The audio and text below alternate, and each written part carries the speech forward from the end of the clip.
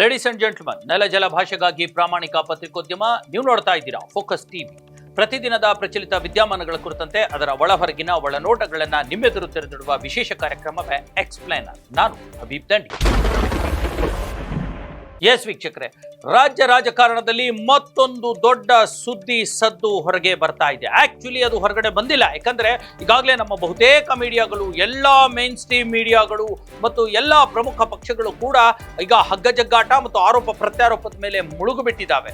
ಈಗಾಗಲೇ ಕಾಂಗ್ರೆಸ್ ತಮ್ಮ ಒಳಜಗಳ ಮತ್ತು ಕುರ್ಚಿ ಕಿತ್ತಾಟದಿಂದ ಅದು ಸದ್ದು ಮಾಡ್ತಾ ಇದ್ರೆ, ಬಿಜೆಪಿಯವರು ತಮ್ಮದೇ ಆಗಿರ್ತಕ್ಕಂಥ ಒಳಜಗಳ ಮತ್ತು ಅಧಿವೇಶನದ ಗಲಾಟೆಗಳಲ್ಲಿ ಮುಳುಗುಬಿಟ್ಟಿದ್ದಾರೆ. JDS ಪಕ್ಷದ ಸದ್ದೇ ಇಲ್ಲ. ಎಲ್ಲೋ ಕುಮಾರಸ್ವಾಮಿ ಹಿಂಗ್ ಬರ್ತಾರೆ, ಹಂಗ್ ಮಾತಾಡ್ತಾರೆ, ಹೋಗ್ಬಿಡ್ತಾರೆ ಡೆಲ್ಲಿಗೆ, ಅಷ್ಟು ಬಿಟ್ರೆ ಬೇರೆ ಕತೆ ಇಲ್ಲ. ಆದರೆ ಈ ಹಂತದಲ್ಲಿ ಒಂದು ದೊಡ್ಡ ಮಟ್ಟದ ಬೆಳವಣಿಗೆ ಆಗಿದೆ. ಅದು ಏನು ಅಂತಂದ್ರೆ, ನಾನು ಹೇಳೋದಕ್ಕೆ ಹೊರಟಿದ್ದೀನಿ, ಅದು ರಾಜ್ಯದ ದೊಡ್ಡ ರಾಜಕಾರಣಿ, ಹಿರಿಯ ರಾಜಕಾರಣಿ CM ಇಬ್ರಾಹಿಂ ಕುರಿತಂತೆ. CM ಇಬ್ರಾಹಿಂ ಅನ್ನೋ ಹೆಸರು ನಾವು ಕೇಳಿದ ತಕ್ಷಣ ನಮ್ಮ ಕಣ್ಣಿಗೆ ಬರುವಂಥದ್ದು ತುಂಬಾ ಬೀಡು ಬೀಸಿನ ಮತ್ತು ತುಂಬಾ ಅದ್ಭುತವಾದ ಒಬ್ಬ ಭಾಷಣಕಾರ ರಾಜಕಾರಣಿ ನಮ್ಮ ಕಣ್ಣೆದುರಿಗೆ ಬರ್ತಾರೆ. ಅವರ ಕನ್ನಡ ಪಾಂಡಿತ್ಯ, ಕನ್ನಡ ಭಾಷೆಯ ಮೇಲೆ, ಕನ್ನಡ ಶರಣ ಸಂಸ್ಕೃತಿಯ ಮೇಲೆ ಅವರ ಇರ್ತಕ್ಕಂಥ ಜ್ಞಾನ ಅಪಾರವಾದುದು. ಅಂತಹ CM ಇಬ್ರಾಹಿಂ ಎಲ್ಲೋ ತೆರೆಗೆ ಮರೆಗೆ ಸರಿದು ಹೋಗ್ಬಿಟ್ಟಿದ್ರು. ಆದ್ರೆ ಈಗ ಅವರು ಒಂದು ದೊಡ್ಡದೊಂದು ಅಪ್ಡೇಟ್ ಒಂದಿಗೆ ವಾಪಸ್ ಬಂದಿದ್ದಾರೆ. ಅವರು ಕೊಟ್ಟಿರ್ತಕ್ಕಂಥ ದೊಡ್ಡ ಅಪ್ಡೇಟ್ ಏನು ಗೊತ್ತಾ? ಸ್ವತಃ CM ಇಬ್ರಾಹಿಂ ಒಂದು ದೊಡ್ಡ ರಾಜಕೀಯ ಪಕ್ಷವನ್ನ ಕಟ್ತಾ ಇದ್ದಾರೆ, ತಮ್ಮ ರಾಜಕೀಯ ಪಕ್ಷದ ಘೋಷಣೆಯನ್ನ ಮಾಡಿದ್ದಾರೆ ಅನ್ನುವಂಥದ್ದು. ಸ್ನೇಹಿತರೆ, ಶಹಬಾಜ್ ಖಾನ್ ರವರು ಇದು ಕರ್ನಾಟಕದ ಮಣ್ಣಿನ ಗುಣ. ಇಂಥ ಯುವಕರುಗಳು ಈ ರಾಜ್ಯದಲ್ಲಿ ಬರಬೇಕು, ರಾಜ್ಯದ ಜನರ ಸೇವೆ ಮಾಡಬೇಕು, ಎಲ್ಲ ಜಾತಿ ಜನಾಂಗದವ್ರನ್ನ ಒಟ್ಟಿಗೆ ಕೊಂಡೊಯ್ಯಬೇಕು. ಆ ಕೆಲಸವನ್ನು ಶಹಬಾಜ್ ಖಾನ್ ಮಾಡ್ಕೊಂಡು ಬಂದಿದ್ದಾರೆ. ಇವತ್ತು ನಾನು ಅವರಿಗೆ ಅಭಿನಂದಿಸ್ತೇನೆ. ಮುಂದೆ ನಮ್ಮ ಪಕ್ಷಕ್ಕೆ ತಮ್ಮೆಲ್ಲರ ಸಹಕಾರ ನಮಗೆ ನೀಡಬೇಕು ಅಂತೇಳಿ ಅತ್ಯಂತ ಕಳಕಳಿಯಿಂದ ನಾನು ತಮ್ಮಲ್ಲಿ ಪ್ರಾರ್ಥನೆ ಮಾಡ್ಕೊತೀನಿ.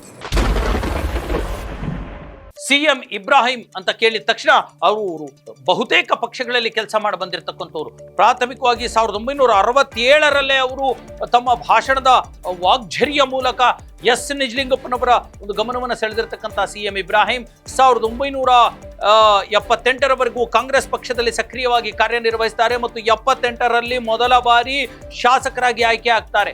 ಬಹಳ ಹಿರಿಯ ತಲೆಮಾರಿನವರು. ನೋಡಿ, ಈಗ CM ಸಿದ್ದರಾಮಯ್ಯ ಇದ್ದಾರಲ್ಲ, ಸಿದ್ದರಾಮಯ್ಯನವರಿಗಿಂತ ಒಂದು ಪೀರಿಯಡ್ ಹಿಂದಿನ ಅಂದ್ರೆ ಹಿರಿಯ ರಾಜಕಾರಣಿ CM ಇಬ್ರಾಹಿಂ. ಸಿದ್ದರಾಮಯ್ಯನವರು 1983ರಲ್ಲಿ ಪ್ರಥಮ ಬಾರಿ MLA ಆದ್ರೆ CM ಇಬ್ರಾಹಿಂ 1978ರಲ್ಲೇ MLA ಆಗ್ತಾರೆ. ಅದು ಆಗೋದು ಜನತಾ ಪಕ್ಷದಿಂದ.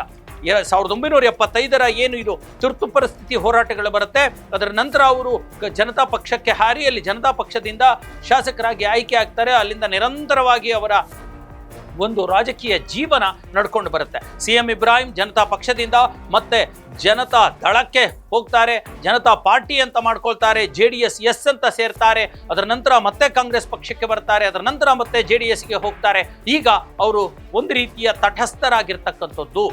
CM ಇಬ್ರಾಹಿಂ ಕೇಂದ್ರದ ವಿಮಾನಯಾನ ಮಾಜಿ ಸಚಿವರಾಗಿಯೂ ಕೂಡ ಕೆಲಸ ನಿರ್ವಹಿಸಿರ್ತಕ್ಕಂಥದ್ದು. ಹಾಗಾಗಿ ದೊಡ್ಡ ರಾಜಕಾರಣಿ. ಕರ್ನಾಟಕದ ಮಟ್ಟಿಗೆ ಯಾವುದೇ ರಾಜಕಾರಣದ ಸಭೆ ಸಮಾರಂಭಗಳಾಗ್ಲಿ, ಅದರಲ್ಲೂ ಚುನಾವಣಾ ಪ್ರಚಾರಗಳಾಗ್ಲಿ, ಅಲ್ಲಿ CM ಇಬ್ರಾಹಿಂ ಬರ್ತಾರೆ ಅಂದ್ರೆ ಇವತ್ತಿಗೂ ಕೂಡ ಲಕ್ಷದಷ್ಟು ಜನ, ಸಾವಿರದಷ್ಟು ಜನ ಸೇರುವಂತ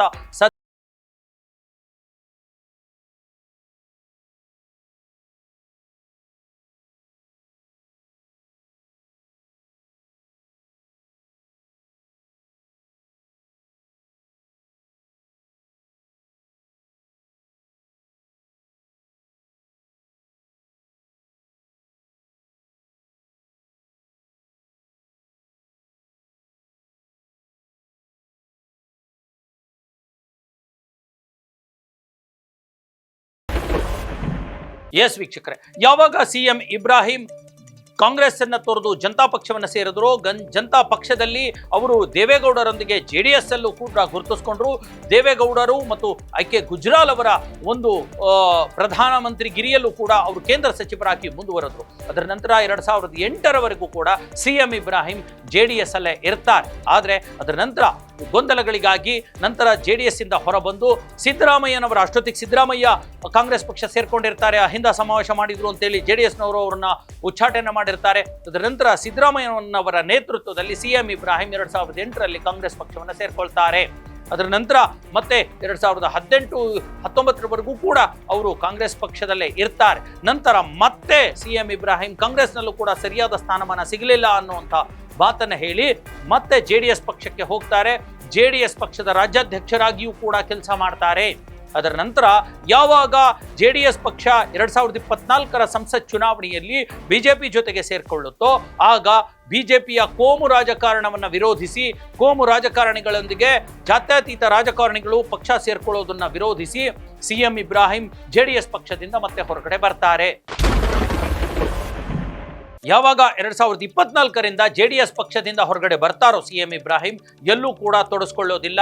1.5-2 ವರ್ಷಗಳ ಕಾಲ ತಟಸ್ಥರಾಗಿ ಇದ್ದಂತಹ ಸಿಎಂ ಇಬ್ರಾಹಿಂ ಈಗ ದಿಢೀರಾಗಿ ಕಲಬುರಗಿಯಲ್ಲಿ ಒಂದು ದೊಡ್ಡ ಸಭೆಯನ್ನ ಮಾಡಿ ಬೇರೆ ಬೇರೆ ಒಂದು ಸ್ಥಳೀಯ ನಾಯಕರೊಂದಿಗೆ ಮಾತುಕತೆಯನ್ನ ಆಡಿ ಥರ್ಡ್ ಫ್ರಂಟ್ ಕಟ್ಟೋದಕ್ಕೆ ಮುಂದಾಗಿದ್ದಾರೆ. ಅಂದ್ರೆ ರಾಜ್ಯದಲ್ಲಿ ತೃತೀಯ ರಂಗ ಪಕ್ಷವನ್ನು ಕೂಡ ಕಟ್ಟೋದಕ್ಕೆ ಮುಂದಾಗಿರ್ತಕ್ಕಂಥದ್ದು. ಈ ಒಂದು ಪಕ್ಷಕ್ಕೆ ಎಲ್ಲಾ ಸಂಘಟಕರನ್ನ, ಎಲ್ಲಾ ರೀತಿಯ ಒಂದು ಸಮುದಾಯದ ರಾಜಕಾರಣಿಗಳನ್ನು ಕೂಡ ಸೇರಿಸಿಕೊಳ್ಳೋದಕ್ಕೆ ಸಿಎಂ ಇಬ್ರಾಹಿಂ ಮುಂದಾಗಿದ್ದಾರೆ. ಹಾಗಾದ್ರೆ ಸಿಎಂ ಇಬ್ರಾಹಿಂ ರವರ ಈ ಒಂದು ಯೋಜನೆ ಅಥವಾ ಹೊಸ ಪಕ್ಷದ ಭವಿಷ್ಯ ಏನು ಅನ್ನುವಂಥದ್ದು ಕೂಡ ಕುತೂಹಲ ಮೂಡಿಸಿದೆ.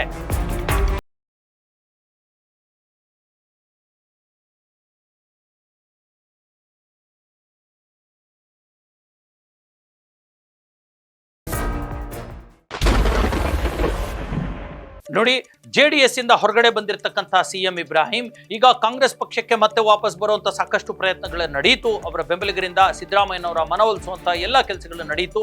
ಆದರೆ ಯಾಕೋ ಈಗ ಬಹುಮತ ಕಾಂಗ್ರೆಸ್ ಪಕ್ಷಕ್ಕೆ ಸಿಕ್ಕಿರೋದ್ರಿಂದ ಸಿಎಂ ಇಬ್ರಾಹಿಂ ರವರ ಅಗತ್ಯ ಕಾಂಗ್ರೆಸ್ ಪಕ್ಷಕ್ಕೆ ಇಲ್ಲ ಅನ್ನುವಂಥ ಪರಿಸ್ಥಿತಿ ನಿರ್ಮಾಣವಾಯಿತು.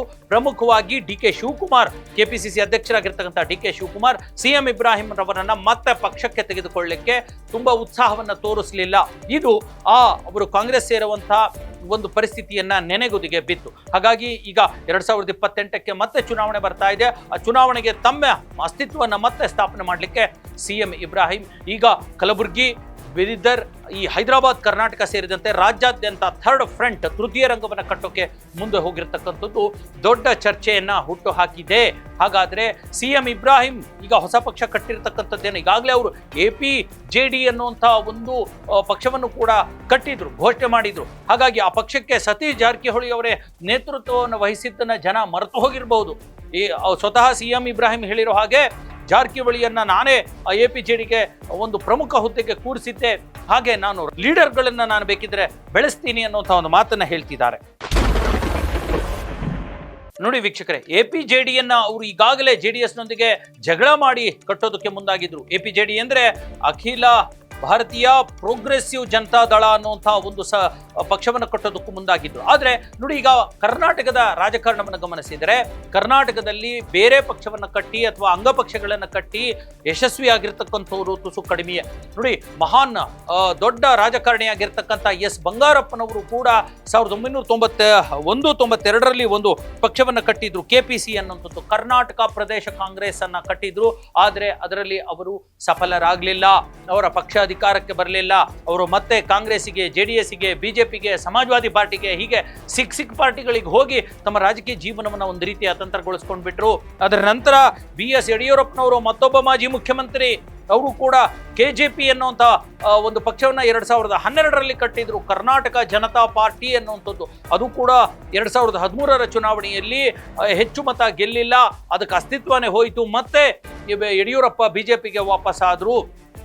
ಮತ್ತೊಬ್ಬ ನಾಯಕ ಅಂದ್ರೆ ಸಮುದಾಯದ ಪ್ರಮುಖ ನಾಯಕ, ಮಾಜಿ ಒಂದು ಸಚಿವ ಕೂಡ ಆಗಿರ್ತಕ್ಕಂಥ B ಶ್ರೀರಾಮುಲು BSR ಪಾರ್ಟಿ ಅನ್ನುವಂಥ ಒಂದು ಪಕ್ಷವನ್ನು ಕಟ್ಟಿದ್ರು. ಬಡವರ, ಶ್ರಮಿಕರ, ರೈತರ ಕಾಂಗ್ರೆಸ್ ಪಕ್ಷ ಅನ್ನುವಂಥ ಒಂದು ಪಕ್ಷವನ್ನು ಕಟ್ಟಿ ಬಿಜೆಪಿ ಮೇಲಿನ ಸಿಟ್ಟನ್ನು ಪ್ರದರ್ಶಿಸುತ್ತಾ 2013ರಲ್ಲಿ ಚುನಾವಣೆ ಕಂಟೆಸ್ಟ್ ಮಾಡಿದ್ರು. ಆದರೆ ಅವರಿಗೂ ಕೂಡ ಅಂತ ದೊಡ್ಡ ಮಟ್ಟದ ಯಶಸ್ಸು ಸಿಗಲಿಲ್ಲ. ಅದರ ನಂತರ ಜನಾರ್ದನ್ ರೆಡ್ಡಿ ಅವರು ಕೂಡ ಕಟ್ಟಿದ್ರು. 2008ರಲ್ಲಿ ಆಪರೇಷನ್ ಕಮಲ ಮಾಡೋದ್ರ ಮೂಲಕ ಬಿಜೆಪಿ ಸರ್ಕಾರ ಬರಲಿಕ್ಕೆ ದೊಡ್ಡ ಮಹತ್ವದ ಪಾತ್ರ ವಹಿಸಿರ್ತಕ್ಕಂಥ ಜನಾರ್ದನ್ ರೆಡ್ಡಿ ಅವರೇ ಬಿಜೆಪಿ ಅವರಿಂದ ಮುನಿಸಿಕೊಂಡು ಅವರು ಕೂಡ KRPP ಅನ್ನುವಂಥ ಪಕ್ಷವನ್ನು ಕಟ್ಟಿದ್ರು, ಕರ್ನಾಟಕ ಕಲ್ಯಾಣ ರಾಜ್ಯ ಪ್ರಗತಿ ಪಕ್ಷ ಅನ್ನುವಂಥ ಒಂದು ಪಕ್ಷವನ್ನು ಕಟ್ಟಿದ್ರು. ಅದು ಕೂಡ ಹೆಚ್ಚು ಯಶಸ್ಸನ್ನು ಗಳಿಸಲಿಲ್ಲ. ಅವರು ಈಗ ಬಿಜೆಪಿಯ ಬಾಗಿಲಲ್ಲಿ ನಿಂತ್ಕೊಂಡಿದ್ದಾರೆ, ಸೇರಿಸ್ಕೊಂಡ್ರೆ ಸಾಕು ಅನ್ನುವಂಥದ್ದು. ಇದೆಲ್ಲದರ ಹೊರತಾಗಿ ಈಗ ಅದೇ ವಿಜಯಪುರದ ಮತ್ತೊಬ್ಬ ಹಿಂದೂ ಹುಲಿ ಈಗಾಗಲೇ ಬಿಜೆಪಿಯಲ್ಲಿ ಇದ್ದು ಬಿಜೆಪಿಯಿಂದ ಉಚ್ಚಾಟಿತರಾಗಿರ್ತಕ್ಕಂಥ ಬಸನಗೌಡ ಪಾಟೀಲ್ ಯತ್ನಾಳ್ JCB ಪಕ್ಷವನ್ನು ಕಟ್ಟೋಕೆ ತಯಾರಾಗ್ಬಿಟ್ಟಿದ್ದಾರೆ. ಕಾಂಗ್ರೆಸ್, ಬಿಜೆಪಿ ಮತ್ತು ಜನತಾದಳ ಇರತಕ್ಕಂಥ ಎಲ್ಲ ಅಸಮಾಧಾನಿತ ನಾಯಕರನ್ನ ಕರ್ಕೊಂಡು ನಾನು ಪಾರ್ಟಿನ ಕಟ್ತೀನಿ ಅಂತ ಹೇಳ್ತಿದ್ದಾರೆ. ಅವರಿಗೂ ಕೂಡ ಅಂತಹ ದೊಡ್ಡ ಮಟ್ಟದ ಯಶಸ್ಸು ಸಿಗುತ್ತೋ ಇಲ್ವೋ ಗೊತ್ತಿಲ್ಲ. ಈ 2028ರ ಚುನಾವಣೆಗೆ ನಾನೇ JCB ಪಕ್ಷದ ಮುಖ್ಯಮಂತ್ರಿ ಅಭ್ಯರ್ಥಿ, ನಾನು ಪಕ್ಷವನ್ನು ಕಟ್ಟಿ ನಾನೇ ಮುಖ್ಯಮಂತ್ರಿ ಆಗ್ತೀನಿ ಅನ್ನುವಂಥ ಒಂದು ಕಥೆಯನ್ನ ಅಥವಾ ಆ ಕನಸುಗಳನ್ನ ಅವರಿಗಾಗಲೇ ಜನರ ಮುಂದೆ ಬಿತ್ತುತ್ತಾ ಇರತಕ್ಕಂಥದ್ದು. ಈ ಹಿನ್ನೆಲೆಯಲ್ಲಿ ಈಗ CM ಇಬ್ರಾಹಿಂ ಹಿರಿಯ ರಾಜಕಾರಣಿ ಕಟ್ಟುವಂಥ ಈ ಒಂದು ತೃತೀಯ ರಂಗ ಎಷ್ಟು ಮಟ್ಟಿಗೆ ಸಕ್ಸಸ್ ಆಗುತ್ತೆ ಅನ್ನುವಂಥ ಪ್ರಶ್ನೆ ಎದ್ದು ನಿಂತಿದೆ. ಅಲ್ಪಸಂಖ್ಯಾತರು, CM ಇಬ್ರಾಹಿಂ ಅಲ್ಪಸಂಖ್ಯಾತ ನಾಯಕರಾಗಿದ್ರು, ಅಲ್ಪಸಂಖ್ಯಾತರೆಲ್ಲರೂ CM ಇಬ್ರಾಹಿಂ ಅವರನ್ನ ನಂಬ್ತಾರ.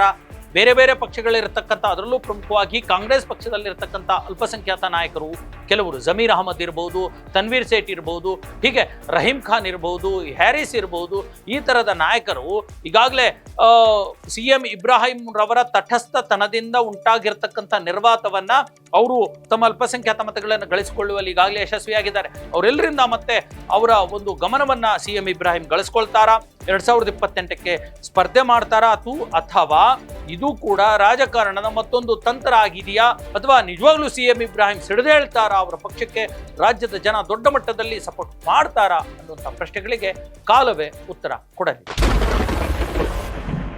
ಎಸ್ ವೀಕ್ಷಕರೇ, ಇದಾಗಿತ್ತು CM ಇಬ್ರಾಹಿಂ ಕುರಿತ ಹೊಸ ಪಕ್ಷ ಘೋಷಣೆಯ ಒಂದು ಬ್ರೇಕಿಂಗ್ ಸುದ್ದಿ. ಯಾವ ಮಾಧ್ಯಮವೂ ಕೂಡ ಇದಕ್ಕೆ ಅಂತ ಮಹತ್ವವನ್ನ ಕೊಟ್ಟಿಲ್ಲ.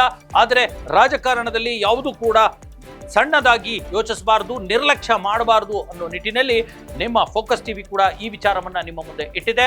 ಇಂತಹ ಮತ್ತಷ್ಟು ವಿಚಾರಗಳೊಂದಿಗೆ ನಿಮ್ಮ ಮುಂದೆ ಬರ್ತೀನಿ. ಅಲ್ಲಿವರೆಗೂ ನೋಡ್ತಾ ಇರಿ ನೆಲ ಜಲ ಭಾಷೆಗಾಗಿ ಪ್ರಾಮಾಣಿಕ ಪತ್ರಿಕೋದ್ಯಮ, ನಿಮ್ಮ ಫೋಕಸ್ ಟಿವಿ.